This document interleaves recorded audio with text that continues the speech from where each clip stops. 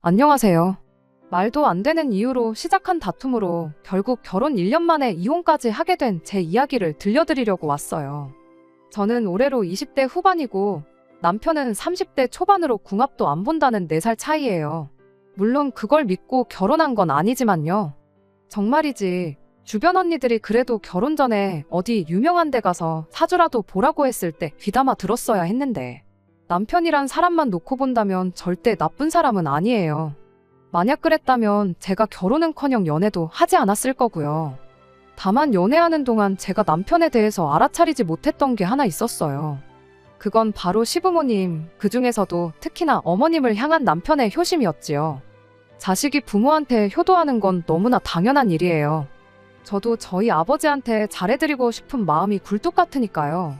하지만 남편의 효심은 뭐랄까, 어긋나 있어도 뭔가 크게 어긋나 있었습니다. 평소에는 정말 똑똑하고 이성적인 사람인데 아주 사소한 일이라도 시어머니와 얽혀있기만 하면 이렇게 멍청할 수가 있나 싶을 정도로 앞뒤가 안 맞고 말도 안 되는 소리를 늘어놨거든요. 정말이지 옆에서 그 꼴을 보고 있자면 환장한다니까요. 그리고 그런 남편의 비뚤어진 효심을 처음 알게 된 건 신혼여행지에 도착하자마자였어요. 호텔에 도착해 체크인을 하고 간단히 짐을 풀고 불현듯 창문을 보게 됐는데 창문 밖으로 보이는 풍경이 너무 환상적이더라고요.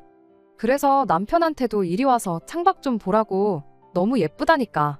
남편이 정말 제 말대로 이국적이고 멋지다 한마디 하더니 난데없이 어머님 얘기를 꺼내는 거예요. 어머님하고 같이 왔으면 엄청 좋아하셨겠다면서요. 무슨 소린가 싶었어요. 아니, 당연히 농담하는 거라고 생각했지요. 그래서 저도 웃으면서 우리가 뭐 그냥 놀러 온 것도 아니고 신혼여행인데 누가 신혼여행지에 시어머니랑 같이 오냐고 한마디 했네요. 여담이지만 신혼여행이 저희 둘이 처음 떠난 여행도 아니었습니다.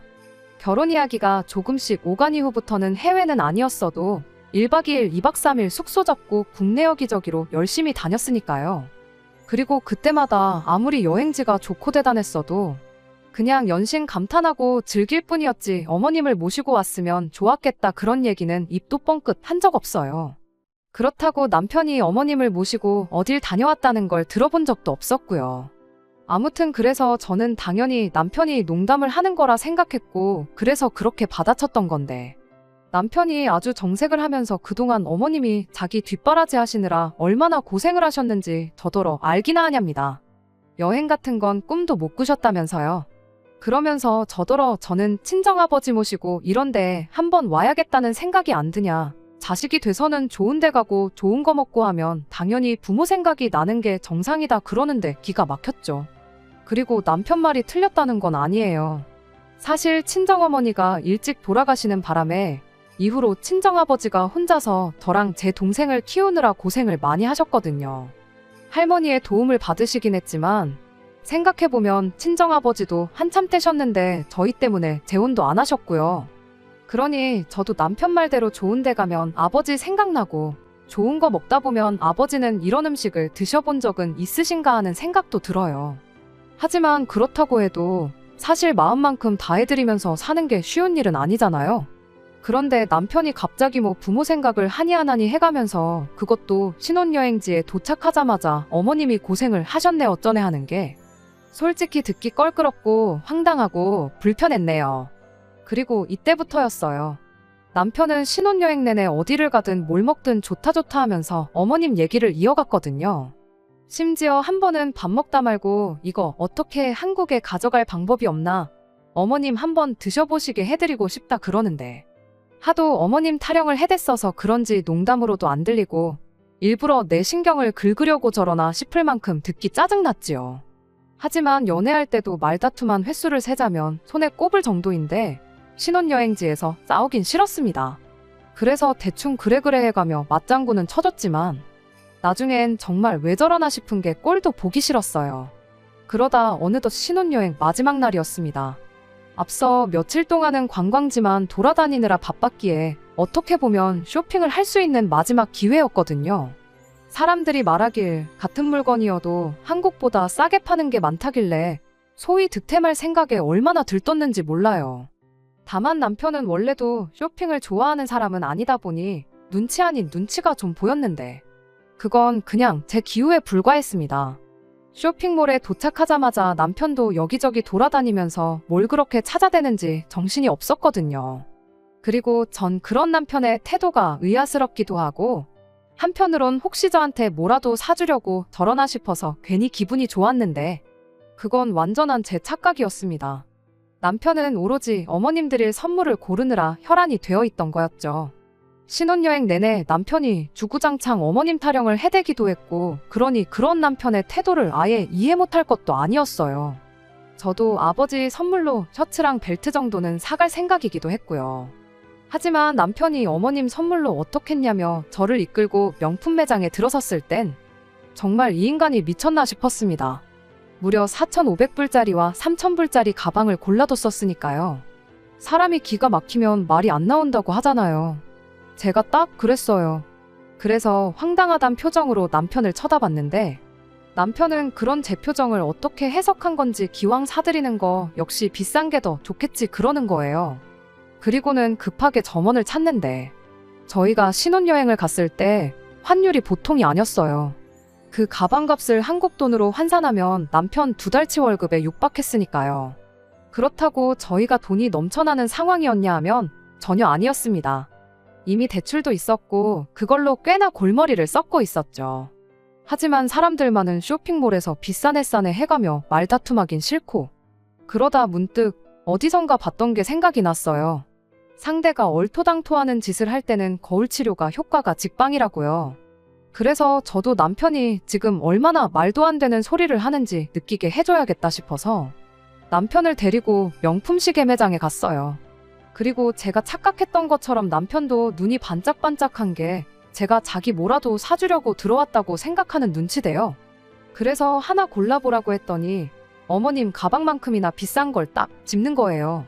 그래서 저도 남편이 그랬던 것처럼 역시 시계도 비싼 게 좋겠지 하고는 우리 아버지 드릴 선물은 이거면 되겠다 했습니다. 그랬더니 남편이 보인 반응이 웃기지도 않았어요.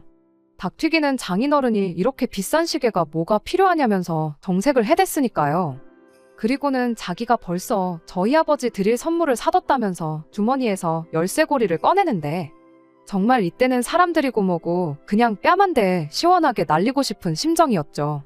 하지만 정말 차마 그럴 순 없어서 올라오는 화를 꾹꾹 눌러 참으며 우리 아버지더러 그걸 어디다 쓰시라는 거냐 물었어요. 아버지 댁 현관도 비밀번호로 들어가는 도어락이고 차도 스마트키인데 그걸 어디다 쓰냐고요. 그랬더니 장인어른 가게 셔터 내릴 때는 자물쇠 쓰시지 않냐며 그 자물쇠 열쇠에다가 달면 딱일 것 같다나요. 그러면서 그럼 절대 그 열쇠 잃어버릴 일은 없으실 거라고요. 뻔뻔한 남편의 태도에 저도 더는 참을 수가 없었습니다. 그래서 오빠 말 잘했다고 그렇게 치면 마트에서 일하시는 어머님은 명품백이 뭐가 필요하시냐 받아쳤지요. 그러면서 어머님한테는 머리핀 하나 사드리자 했어요. 시식 코너에서 일하시는데 머리를 풀어헤치고 일하실 순 없으니까 아주 짱짱한 핀으로 하나 사드리면 되겠다고요. 거울 치료가 효과가 좋다는 말은 다 뻥입니다. 대신 서로 더 기분 나쁘게 만드는 효과는 좋대요. 결국 남들 다 보는 앞에서 언성만 높였고 사려고 했던 건 아무것도 사지도 못한 채 호텔로 돌아왔어요. 마지막 날이라고 분위기 괜찮은 레스토랑도 예약했었는데 그것도 취소하고 호텔 밖으로 나와서는 열받는다고 굶을 수도 없는 노릇이라 가까운 패스트푸드점에 가서 햄버거를 시켰지요. 그리고 곧이어 나온 햄버거를 한 입 크게 베어문 순간 신혼여행지에서 이게 다 무슨 일인가 싶은 게 눈물이 절로 나대요. 아무튼 그렇게 식사를 마치고 나서 방으로 돌아왔는데 남편도 대충 저녁을 때웠는지 벌써 방에 와 있더라고요. 하지만 말 한마디도 섞기 싫어서 눈길도 안 주고 씻으러 들어가려는데 남편이 저한테 얘기 좀 하답니다. 그리고 전 그때만 해도 그래도 남편이 반성을 좀 했구나. 자기가 뭘 잘못한 건지 깨닫고 사과를 하려나 보다고 생각했어요. 하지만 이 또한 저희 착각이었습니다. 미안하다고 사과를 해도 받아줄까 말까인데 상황 파악이 전혀 안 된 건지 저더러 너는 뭐가 그렇게 마음에 안 들어서 그러냐며 시비를 걸어왔거든요. 꼭 시집이비를 가리고 설명을 해줘야 이해를 하려나 싶어서 그냥 무시하려다가 저도 한마디 했습니다. 일단 신혼여행지에서 어머님 타령을 해댄 것도 그래 자식된 마음에 그렇게 나올 수도 있지 생각하려고 했다. 그런데 어머님 핸드백으로 4,500불짜리? 그게 말이 되냐. 그리고 그래 100번 양보해서 좀 무리하더라도 좋은 거 사드리기로 했다 치면 우리 아버지는 어째서 열쇠고리냐. 선물을 하려면 양가에 공평하게 해야지. 지나가는 사람 열을 붙잡고 물어봐라. 열이면 열. 전부 다 오빠가 이상한 사람이라고 할 거다. 그랬더니 남편이 말도 안 되는 계산 방식을 들먹거리면서 따지고 들었습니다. 어머님이 저희 신혼집 구하는데 보태라고 돈을 좀 주셨는데 받은 게 있으니 성의 표시는 해야 할 거 아니냐고요. 정말이지 속사정을 모르는 사람은 아마 여기까지만 들었으면 제가 염치가 없고 뻔뻔하다 했을 거예요. 하지만 실상은 이렇습니다. 일단 어머님이 돈을 보태주신 건 맞아요. 2억짜리 집을 구하는데 1억을 해주셨으니까요. 참고로 나머지 1억 중 8천은 대출이고 2천은 남편이 모아온 돈이에요. 그러면 저는 뭐 맨몸으로 시집왔냐? 절대 아닙니다. 일단 신혼집에 들어간 혼수는 전부 제가 부담했고요. 신혼여행을 포함한 결혼식에 들어간 비용도 제가 모아놓은 돈으로 충당했어요. 게다가 아버지께서 어머니도 안 계신데 괜히 시부모님한테 미운 털 박히면 안 된다고 예단도 시댁에서 요구하시는 거 뭐 하나 빠지지 않게 챙겨주셨습니다. 그뿐인가요? 저랑 남편이랑 같이 타고 다니라고 중형세단도 한 대 뽑아주셨지요. 그러니 비용으로 따지면 정확히 절반은 아니겠지만 그래도 거의 반반 결혼을 한 거나 마찬가지예요. 남편한테 제가 싫은 소리를 들어야 할 입장은 절대 아니었습니다. 그런데 남편은 제가 해간 건 하나 계산도 안 하고 그저 당장 시부모님 통장에서 1억이 빠져나간 것만 가지고 생색을 내니 어찌나 기가 막히던지요. 그래서 저도 제가 해온 것들 전부 조목조목 따져가며 남편에게 들이밀었어요. 그랬더니 남편이 하는 말이 계산을 그렇게 하면 안 된다면서 집은 앞으로 가격이 오를 일밖에 없지만 제가 해온 혼수나 자동차는 시간이 지날수록 가격이 떨어진다고 저더러 감가상각이라고 드러나 봤냐고 빈정거리대요. 남편의 양아치 같은 태도에 어찌나 실망스럽던지. 그래서 남편더러 시부모님께서 지원해주신 그 1억 내가 돌려주겠다 했습니다. 대신 2번 다시는 시부모님한테서 돈을 받았네 어쩌네 소리는 입에 담지도 말라고. 그리고 오빠가 산 그 열쇠고리는 어머님이나 아버님 드려라. 나는 우리 아버지한테 시계 사드릴 거라고요. 그랬더니 남편도 그제서야 입을 다물대요. 하지만 끝끝내 남편은 저에게 사과는 하지 않았고 그렇게 신혼여행의 마지막 밤도 지나갔습니다.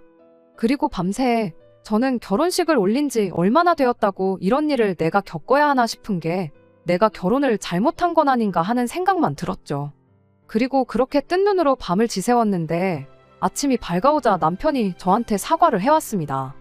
여행 내내 어머님 생각이 많이 나다 보니 자기가 지나쳤던 것 같다면서 다음부터는 이런 일 절대로 없을 거라고요. 그러면서 장인어른 드릴 선물도 열쇠고리 말고 공항 도착하면 면세점에서 제대로 된 거로 골라보자 그러는데 남편 태도를 보아하니 제법 진심인 것 같아서 결국 사과를 받아주었죠. 하지만 지금은 그때 사과를 받아준 게 너무 후회가 됩니다. 차라리 그때 사과를 받아주는 게 아니라 한국 도착하자마자 헤어졌으면 1년이란 시간을 낭비할 필요도 없었을 텐데 싶거든요. 아무튼 남편 말대로 한국행 비행기를 타기 전에 공항 면세점에서 너무 과하지도 않고 너무 성의 없지도 않은 적당한 선물을 샀습니다. 금액도 부담되지 않는 가격대로 양가에 공평하게요. 다만 그때까지만 해도 남편이 공평함이란 개념을 한참 잘못 이해하고 있다는 건 눈치채지 못했고 크게 싸우긴 했지만 결국 화해도 했으니 앞으로 행복하게 결혼 생활 잘하는 일만 남았다고 생각했어요. 그리고 실제로 한동안 결혼 생활 자체만 놓고 보면 나쁘지 않았습니다. 신혼여행지에서 돌아온 이후로는 시부모님이든 어머님이든 시댁일로 서로 얼굴 붉힐 일이 없었거든요. 물론 종종 남편이 유난히 어머님한테만 과하게 한다는 느낌을 받은 적은 몇 번 있었지만 앞서 말씀드린 것처럼 자식이 부모 일에 나서고 효도하는 것 자체를 뭐라고 하고 싶은 생각은 없었어요. 하지만 결국 일이 터졌습니다. 친정아버지 생신을 앞두고 동생한테 저희 집으로 좀 오라고 했어요. 결혼 전부터 친정아버지 생신 때는 항상 저랑 동생이 요리를 직접 했거든요. 그리고 결혼했다고 해서 그걸 멈출 이유도 그럴 필요도 느끼지 못했으니 당연히 이번에도 준비해야지 생각한 거고 그래서 동생도 저희 집으로 오라고 한 거예요. 참고로 동생은 회사 근처 오피스텔에서 자취 중으로 부엌이 작다 보니 거기선 제대로 된 요리를 하기가 쉽지 않아요. 아무튼 다만 남편이 퇴근하기 전에는 어떻게든 다 끝내려고 했는데 저나 동생이나 회사 사정으로 하루를 통째로 휴가를 쓸 수가 없었어요. 그래서 어쩔 수 없이 정오가 지나서야 음식을 시작해야 했는데 그렇다 보니 결국 남편이 퇴근하고 집에 올 때까지도 다 끝내질 못했지요. 그리고 남편은 저희 동생이 오는 건 몰랐다 보니 집에 있는 동생을 보곤 웬일이냐며 반갑게 맞아주대요. 그리고 동생은 그런 남편한테 아버지 생신상에 올릴 음식 미리 준비하려고 왔다면서 원래 형부 불편할까봐 빨리 해놓고 가려고 했는데 상황이 이러하여 지금까지 붙들고 있게 됐다 미안하다고 했어요. 그런데 남편이 그 말을 듣고는 약간 어이없다는 듯한 표정을 짓더니 저한테 잠깐 얘기 좀 하자며 저를 방으로 불렀습니다. 저는 그때까지만 해도 남편이 동생을 반갑게 맞아주긴 했지만 그래도 말도 없이 동생을 집에 부른 걸로 좀 불편하다고 이야기를 하려는 줄 알았어요. 그런데 남편이 꺼낸 말은 생각지도 못한 것이었습니다. 한다는 말이 제가 친정아버지 생신상을 직접 준비하는 게 공평하지 않은 것 같다는 헛소리를 했거든요. 저희가 결혼하고 얼마 지나지 않았을 무렵에 어머님 생신이 있었어요. 그리고 그땐 나가서 외식을 했습니다. 그러니까 남편이 하는 말이 어머님 생신 때는 외식을 했는데 친정아버지 생신은 정성스럽게 직접 요리를 하냐. 말인즉슨 자기 엄마는 정성스러운 생신상을 받지 못했으니 장인어른도 똑같이 나가서 외식을 해야 한다며 그게 공평한 거라나요? 어이가 없어서 헛웃음이 다 나대요. 바로 밖에 동생이 있었는데 동생이 들었을까 겁이 다 나더라니까요. 하지만 할 말은 해야지 싶어서 딱 부러지게 말했습니다. 당신도 직접 어머님 생신상을 정성 들여 차리면 되는 거 아니냐고요. 그랬더니 하는 말이 그게 아니라 친정아버지 생신상을 제가 차린 것처럼 어머님 생신상도 제가 차려야 한다는데 순간 짜증이 나서 어머님이 오빠를 키워주셨지 나를 키워주신 건 아니지 않냐 받아쳤어요. 그리고는 더는 이런 말 같지 않은 대화를 이어가고 싶지 않아서 이제 그만하고 나와서 뒷정리하는 거 도와주라고. 그러면 당신이 다음번 어머님 생신상 차릴 때 나도 뒷정리는 도와주겠다 말하고 방에서 나왔습니다. 남편도 그러니까 더는 가타부타 말은 안 하고 나와서 도와주기 시작했어요. 동생은 저희가 방에서 무슨 대화를 나눴는지 몰랐으니 퇴근하자마자 와서 뒷정리하는 거 도와주는 남편이 세상 자상한 사람으로 보였나 봐요. 타들어가는 제 속도 모르고 저희 남편한테 최고라 하질 않나 저한테 결혼 정말 잘했다고 하질 않나. 그리고 결국 동생의 이 오해가 엄청난 일을 불러일으켰어요. 뒷정리까지 마치고서야 남편과 저 그리고 동생까지 세 사람이 식사를 시작했습니다. 그리고는 이런저런 이야기가 오가던 중 동생이 실은 자기가 들어놓은 적금이 하나 있었는데 이번에 그게 만기가 된다면서 그 돈으로 아버지 해외여행을 보내드리고 싶다는 거예요. 그러면서 저랑 남편을 한번 쳐다보더니 같이 가지 않겠냐는데 순간 아차 싶었습니다. 좀 전까지 남편하고 나눈 이야기가 있었으니 이 인간이 또 어떤 헛소리를 할지 보나마나 뻔하다 싶었거든요. 남편은 처제가 같이 가자는데 당연히 같이 가야지 하고 대답을 했고 동생은 잘 됐다면서. 그런데 언니네도 같이 가게 되면 비용이 조금 부족하니까 비행기표랑 숙소비 정도는 언니네가 내달라고 하더라고요. 여행 계획을 세우는 것부터 가서 들어가는 식비며 잡다한 것들은 자기가 다 알아서 하겠다면서요. 그리고 아니나 다를까 동생이 현관 밖을 나서기가 무섭게 자기도 시부모님을 모시고 해외여행을 한번 다녀와야겠답니다. 그리고 제 경우 아버지의 여행 비용부터 전반적인 모든 걸 동생이 부담하기로 되어 있긴 했지만 그래도 아버지를 모시고 해외여행에 가는 건 사실이다 보니 남편한테 가지 말라고 못하겠더라고요. 그래서 알겠다고 잘 알아보고 모시고 다녀오라 했습니다. 그랬더니 남편이 자기도 저희 아버지 여행 가시는데 따라가니까 저도 자기랑 시부모님이 여행 가는데 따라와야 된다네요. 그래서 어쩔 수 없이 저도 같이 가기로 했지요. 그리고 한 달 후에는 넷이서 다 같이 4박 5일로 해외여행을 다녀왔습니다. 동생이 말했던 대로 저희 여행 경비랑 호텔값만 내고 다녀왔어요. 동생이 계획도 얼마나 꼼꼼하게 잘 세워놨는지 가서 불편한 거 하나 없이 좋은 시간을 보냈네요. 그리고 그렇게 어머님의 생신도 다가왔습니다. 약속한 바가 있었지만 솔직히 남편이 요리를 잘하는 사람도 아니고 그래서 하는 척이라도 하면 저도 못 이기는 척 같이 해주려고 했어요. 하지만 남편은 해보기도 전에 그냥 저희 친정아버지 생신 때처럼 제가 음식을 하고 자기가 뒷정리를 하면 안 되겠냐대요. 그래서 안 된다고 거절하니 그냥 외식하잡니다. 그래서 외식했어요. 그리고 이때는 그놈의 공평은 찾지도 않더라고요. 하지만 여행은 달랐습니다. 여행 또한 남편 말대로 공평하게 저는 같이 가기만 하려고 했는데요. 문제는 남편이 여행 계획 같은 걸 꼼꼼하게 세우는 성격이 아니거든요. 그래서 남편만 믿고 갔다간 저도 저지만 시부모님이 생고생하실 게 안 봐도 비디오인 거예요. 그래서 여행 계획은 제가 세우기로 했습니다.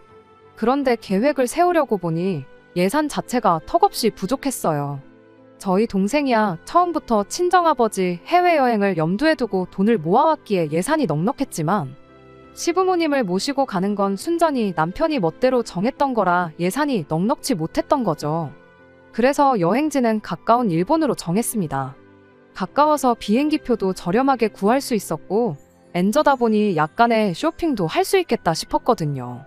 게다가 일본 음식은 그래도 호불호가 심한 편은 아니니 시부모님도 잘 드실 수 있을 것 같았죠. 정말 효도 여행이다 생각하고 전부 시부모님 입장에 맞춰서 일정을 짰어요. 남편에게 들었던 대로 시부모님은 이번 해외여행이 처음이셨습니다. 두 분이 결혼하셨을 때도 신혼여행을 경주로 다녀왔다고 하셨거든요. 그렇다 보니 두 분 다 비행기도 태어나서 처음 타본다며 엄청 신나하셨어요. 며느리 덕분에 비행기도 다 타본다면서 제 칭찬도 잊지 않으셨고요. 우여곡절이 있긴 했지만 그래도 시부모님이 즐거워하시는 모습을 보니 계획을 세운 사람으로서 뿌듯하고 기분은 좋았네요. 비행기에서 내려 점심시간쯤 호텔에 도착했는데 시부모님이 배가 고프다고 하시더라고요. 마침 숙소에 붙어있는 식당이 있길래 남편한테 부모님 모시고 식사하고 오라고 했습니다. 저는 기내식이 소화가 안 돼서 밥 생각이 없었거든요. 아무튼 그렇게 세 사람을 보내고 저는 그대로 세 사람 짐 들고 올라가 체크인하고 그랬네요. 그리고 이후로 여행 첫날은 제가 짜놓은 대로 잘 흘러갔어요. 밤늦게까지 인터넷 뒤져가며 계획 세워놓은 게 보람이 있었죠. 문제는 그날 저녁이었어요. 일본 다녀와 보신 분들, 그 중에서도 비즈니스 호텔 묵어보신 분들은 아시겠지만 방이 많이 좁잖아요. 그런데 어머님이 막무가내로 아버님하고 같은 방을 쓰기 싫다고 짜증을 내시대요. 이유는 아버님이 코골이가 심해서 절대로 당신이 푹 잘 수가 없다고요. 게다가 아버님이 피곤하실 땐 이갈이까지 있으시다니 어머님이 짜증을 내시는 것도 이해가 안 되는 건 아니었어요. 그래서 불편하겠지만 뭐 어쩌겠냐고. 방을 2개를 잡았으니 남자들은 남자들끼리, 여자들은 여자들끼리 방을 쓰자고 했습니다. 그런데 어머님께서 저랑도 한 방 쓰기는 싫으시다대요. 며느리랑 불편해서 어떻게 자냐고요. 그리고는 아들하고 처음 같이 온 해외여행이니까 아들하고 한 방을 쓰시겠다며 우기시는데 그럼 저는 어디 가서 잘한 건가 싶대요? 하지만 어머님께선 저는 아버님이랑 자면 되지 뭐가 문제냐입니다. 그리고는 등 돌리고 자면 되는 거 아니냐고. 아니면 저더러 바닥에서 자래요. 아버님은 허리 디스크 때문에 침대에서 꼭 주무셔야 한다고요. 기가 막혀서 아버님 허리 디스크가 문제가 아니라 애시당초 제가 어떻게 아버님이랑 한 방을 쓰냐고. 그렇게는 못한다고 했어요. 그랬더니 남편이 잠깐 얘기 좀 하자대요. 그리고는 또 공평함을 찾아댔지요. 자기도 지난 여행 때 처제랑 장인어른이랑 여행 갔을 때 장인어른이랑 좋아서 같이 방 쓴 거 아니랍니다. 불편했지만 사위니까 그 불편을 감수하고 쓴 거라고요. 그러면서 자기도 했는데 저는 왜 안 되냐는데 아니 제가 아버님을 남자로 보고 뭐 그런 게 아니라 그냥 말이 안 되잖아요. 세상에 어떤 며느리가 여행 가서 아버님이랑 한 침대에서 잠을 잔답니까? 저는 머리털 나고 그런 얘기는 들어본 적도 없고 들어봤다고 해도 미쳤다고 욕을 했을 거예요. 하지만 남편은 계속해서 시부모님 모시고 처음 나온 해외여행인데 기왕이면 두 분이 제일 편한 쪽으로 맞춰드리자면서 저더러 어머님을 위해서 이번만 좀 참으래요. 정말이지 어머님이 저더러 아버님이랑 한 침대를 쓰라는 것도 어이가 없는데 남편이란 인간까지 똑같은 소리를 하고 있으니 이놈의 집구석이 정신이 나갔나 싶은 게 더는 상종을 못하겠다 싶더라고요. 하지만 그래도 어른들이 계시니 참을인자를 되뇌이며 1층 프론트에가 남는 빈방이 있는지 물었어요. 그런데 빈방도 없다대요. 그리고 까놓고 말해서 이 와중에도 며느리가 그래도 어떻게든 방법을 찾아보려고 동분서주를 하면 그 성의를 봐서라도 미안한 줄 알고 자기들 고집은 좀 꺾는 게 정상 아닌가요? 하지만 어머님은 계속해서 아들하고 자야겠다며 저더러 아버님이 싫으냐 아니면 뭐 시애비가 며느리한테 뭔 짓이라도 할까봐 그러냐. 너는 평소에 무슨 생각을 하고 살길래 그런 걱정을 하냐. 너 사고방식이 특이하다. 너 그러는 거 보니까 나중에 네 시애비가 아프면 아주 근처에도 안 오겠구나. 남편이 말도 안 되는 억지를 쓰고 고집을 부리는 게 누굴 닮은 건가 했더니 어머님한테 물려받았던 거였죠. 아무튼 이런 와중에도 남편은 어머님 편만 들고 있지. 아버님은 당신은 아무래도 상관없다며 먼 산만 보고 계시지. 결국 더는 안 되겠다 싶어서 일단 알겠다고 했습니다. 제가 다른 호텔에는 빈 방이 있는지 한번 알아보고 오겠다고요. 그리고는 제 짐을 챙겨 호텔을 빠져나왔는데 솔직히 처음엔 워낙 주변에 호텔이 많으니 숙소를 찾으려면 못 찾을 것도 없겠다 싶었거든요. 그런데 그 밤에 캐리어를 끌고 걷다 보니 내가 뭐 하는 짓인가 싶은 거예요. 이 무식한 집구석 때문에 내가 생고생을 하는구나 싶기도 하고. 그래서 그냥 그 길로 택시 타고 공항으로 갔어요. 그리고는 여행 경비를 제가 갖고 있었는데 그 돈으로 비록 2시간 남짓의 짧은 거리였지만 한국행 비즈니스 티켓을 질렀습니다. 개고생만 죽어라 하고 잠도 못 잤는데 발이라도 뻗고 가자 싶어서요. 그리고 그때 남편에게서 전화가 걸려왔습니다. 그리고 그때도 저는 남편에 대한 일말의 희망 같은 걸 가지고 있었는지 남편이 제가 걱정되어 전화를 건 줄 알았어요. 숙소는 찾았는지 뭐 그런 걱정이요. 하지만 또 착각이었습니다. 남편은 다짜고짜 어디냐며 성질부터 냈거든요. 그러면서 시부모님이 저 기다리다가 결국 잠드셨다면서 저더러 어른들 여행의 숙소가 얼마나 중요한데 일을 이렇게 하냐는데. 아니 어머님 잠귀 밝은 것도 내 탓이냐고 저도 남편한테 확 소리를 질렀어요. 그리고는 나 먼저 한국 가니까 셋이서 어디 한번 신나게 놀아보라고 했습니다. 와서 이혼 서류에 사인만 하면 될 거라고요. 그랬더니 그때부터 어머님이고 아버님이고 어찌나 전화를 해대시던지 정말 전화기 불나는 줄 알았네요. 그리고 그제서야 남편이 어머님 아버님이 그냥 한방 쓰시기로 했다면서 이제 다 제 뜻대로 된 거 아니냐고 일 키우지 말고 그만 호텔로 돌아오라는데 아무리 생각해도 제가 가야 할 이유를 모르겠더라고요. 더는 같이 살고 싶은 것도 아닌데 왜 시부모님 비위를 맞춰가며 이 여행을 마무리 지어야 하는지부터가 말이죠. 그래서 어머님이 아버님이랑 한 방을 쓰시던 각방을 쓰시던 어머님이 당신을 끌어안고 주무시던 마시던 더는 관심도 없고 알고 싶지도 않다 했습니다. 그냥 알아서들 하라고요. 그리고 그렇게 한국에 돌아오자마자 어차피 회사에는 휴가를 낸 상황이었으니 바로 이혼 전문 변호사를 찾아갔습니다. 결론부터 말하자면 제가 이혼하고 싶다고 이혼을 할 수 있는 건 아니더라고요. 아버님이랑 한방 쓰라고 한 건 그쪽에서 그냥 농담이었단 식으로 말해버리면 끝이라고. 이혼 소송을 할 만큼 큰 문제로는 보이지 않을 거라고요. 그리고 그때부터는 어떻게든 협의 이혼을 해야 한다는데 남편이 안 해줄 것 같은 생각에 너무 불안했어요. 하지만 웃어야 할지 울어야 할지 남편도 저같이 시부모 알기를 우습게 아는 여자랑은 더는 같이 살기 싫다나요? 그래서 걱정과 달리 너무 쉽게 협의 이혼을 하게 됐습니다. 신혼집에 들어간 가전가구들은 제가 가지고 왔어요. 남편도 같이 쓰던 거라 마음 같아선 버리고도 싶었지만 그래도 또 다 돈인데 생각하니 아까워서요. 아마 친정아버지께서 쓰시지 않을까요? 그리고 솔직히 따져보면 위자료도 못 받았지. 오히려 집 사느라 받았던 대출금에서 많이는 아니지만 그래도 얼마라도 같이 갚았단 말이에요. 그러니 그게 좀 속이 쓰리긴 한데 그거 받자고 또 남편이랑 얘기할 거 생각하면 벌써부터 스트레스가 이만저만이 아니라서 그냥 잊어버리려고 했지요.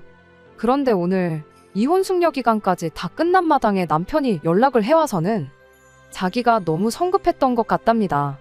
저 그렇게 가고 나서 속상해하시는 어머님을 보니 눈에 뵈는 게 없었다면서 그래서 자기가 너무 경솔하게 행동했던 것 같다고. 한 번만 용서해주면 안 되냐대요? 이럽다 하곤 끊었죠 뭐. 앞서 말씀드렸던 것처럼 그냥 초장이 아니다 싶었을 때 끝을 봤어야 했는데 설마 하는 마음에 한 번 더 믿어주고 하다가 여기까지 오게 됐으니 남편에 대한 희망을 버리지 못한 제 잘못인가 싶기도 하네요. 그래도 괜히 소송까지 가고 번거로워질 수도 있었는데 협의 이혼으로 마무리됐으니 이것만 해도 어딘가 싶기도 하고.